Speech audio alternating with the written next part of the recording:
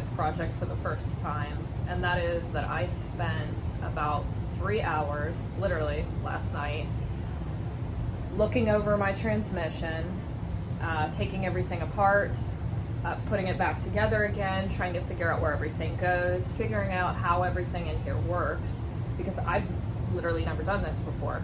So honestly, when you're new doing something like this, you can't really put it back together correctly until you know how it works, at least in my opinion. So you really need to take the time to figure out what everything does. That way you know it's working correctly. So that being said, I have my race transmission. It's going to be really hard to see, but these dogs, which are these little projections here on the race transmission, are cut at a slight angle. They're normally square, but instead on this one you can see they have been cut down on the edges here at a very slight angle. So that's kind of the difference between the race transmission and the one I had in there, which was just stock. When you select your gear, these dogs move to either select or not select a gear. So on this side, it's just this one. And then on the other side, you have two of them. So this and this one. So they either select or unselect the gear, and that's how basically your transmission changes gears. You have these things called shift forks, which run in these little channels here and here.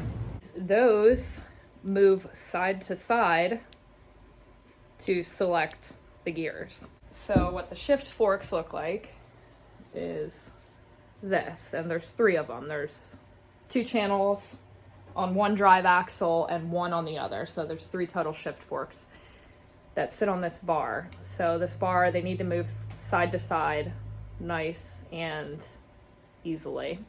Now you might be asking, how do these move side to side? Well, that's where the shift drum comes into play. This is a shift drum. As you see, it has these channels cut out. So if I take a shift fork, you see it has this little pin here. So the pin sits in the channels, and as you can see, the channels are cut into a shape. Okay, so when the shift drum moves to select a gear might move over in that channel. And that is what moves the shift forks from side to side. So basically everything on here needs to be smooth, clean. There needs to be no grinding. It needs to be nice and oily. And that's basically what I've figured out, learned so far about how this thing works. So I'm going to take you guys in for a look at the bottom of my case. And this is the clutch side. You can see, so there is a shift drum in here right now. Okay, so shift drum, shift start, this is just looking at it from the side. Now when this thing turns, I've got my detent spring here, which I'm going to be replacing with one from Spears, which should also help me and my transmission problems on the track. So this, it's really hard to do without breaking my fingers. So you can see that kind of turns. Right now it's sticking because I don't have everything in, but yeah, so you can see how that works. My next step right now, I think I'm ready to put everything in here. Yay. So I need to remove all of this stuff again. I need to clean everything. Super well. And I said uh-oh because here we go. Oh goody.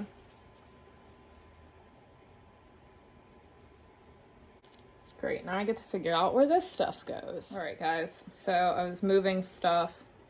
This fell out. It took me a minute to figure out what these are for. However, after looking at some things, they go on your shift drum. Basically, there's a spring in here. And then this little guy. Okay, so it goes in here. This is on the other end of it. So what does this do? When this makes contact with these, it tells the bike what gear it's in. So basically, this little thing sitting on a spring moves around as the shift drum turns, as you change the gears, and tells the electronics what gear you're in. So I figured that out. Crisis averted. Oh, what a shame it would have been if I had not noticed that. Actually, I need to put these somewhere safe. If I had not noticed that and went to all this work and then my bike shifts but doesn't tell me what gear it's in.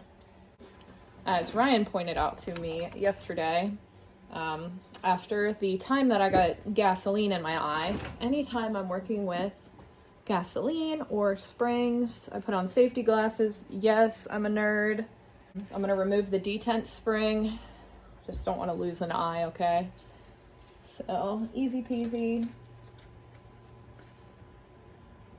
It's really not under that much tension, but, you know, safety third. My detent spring is removed. Ta-da. All right, so that's good to go. Now I need to remove these guys. More springs.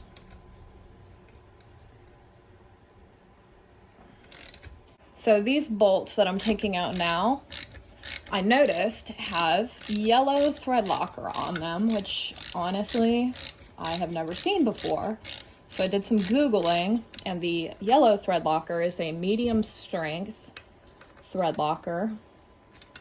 It is made by a company called Henkel, and I looked at it, and it is very expensive. So if we want medium strength thread locker, that's going to correspond with blue. So I'm just going to use that. Again, this is not a how-to video. So if you're doing it, why don't you use yellow like you're supposed to? This is the second shift fork retaining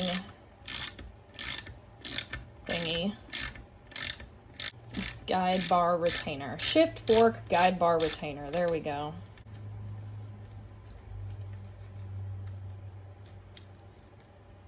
I'm going to remove these shift fork guide bars. Here's one.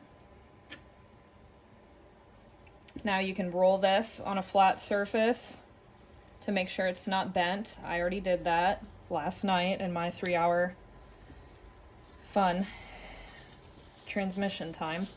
I'm going to clean this off. Now keep in mind, I am going to have to re-oil all of this stuff really, really well. So let's talk about micro polishing. Ideally, should I have had this stuff micro polished before I put it back on? Yes. I do not have the means to do it at home. I thought about calling like a place in Cincinnati that would micro polish metal, but I'm also nervous because I'm doing this for the first time that I may struggle to put everything back together if I wait too long before I give it a go. So against my better judgment, I decided I'm just going to clean everything really well. I know. You can criticize me in the comments. I'm fine with that. Probably going to clean this bad boy too. So I'm going to take this little doohickey off. My other shift fork guide bar. It does slide out, although it is very slippery, especially with gloves on. Oh, there it goes. Okay, bear with me here. Everybody told me to stay organized, and I said I was going to, and now I'm kind of back to being a disorganized mess. Ryan, you're messing up my video. I didn't touch nothing. You bumped it. We literally just bumped in Listen, look, to it. look, and then your first look, response look, was, I didn't touch anything. Look. This backs up my statement, okay? Watch this, watch this. You see this piece of concrete right here that's cracked? Okay. When I put my toe in here and I press down, look what happens. Oh. Oh my goodness.